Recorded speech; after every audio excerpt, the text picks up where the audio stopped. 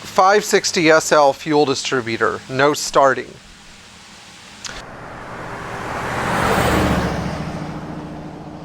Well, today we got a question from, well not today, this week we got a question from Mason, who just put a fuel distributor in his 560 SL and can't get the car to start.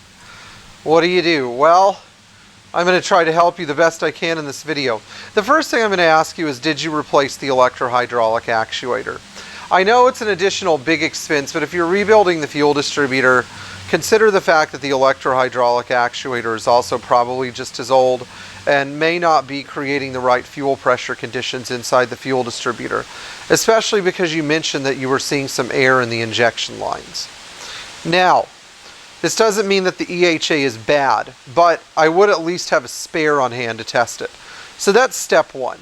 The second thing that you need to do is jumper the fuel pump relay.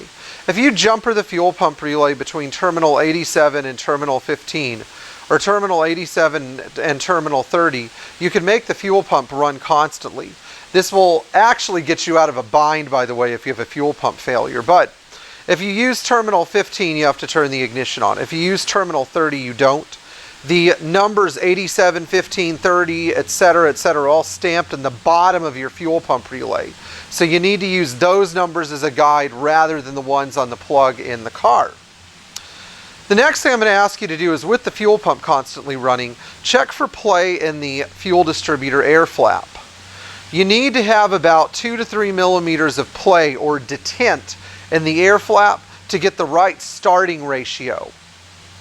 If you don't have that amount of play, use the 3 millimeter air mixture screw to adjust until you have that much play. If you want to create detent, turn the screw counterclockwise. If you want to reduce the amount of detent, turn the screw clockwise. Hopefully this will help start your car, and if for some reason it doesn't, then crack all the fuel distributor lines and see if fuel is actually coming out while the fuel pump is running. If you have a new EHA, the fuel pump is running and your detent is good but no fuel is coming out, then there may be an error with the fuel distributor that you recently had rebuilt. Anyway, if you're not a subscriber to our channel already, I would really like it if you were. Thank you so much for being involved with us.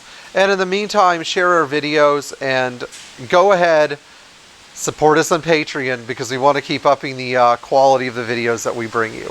Thank you so much.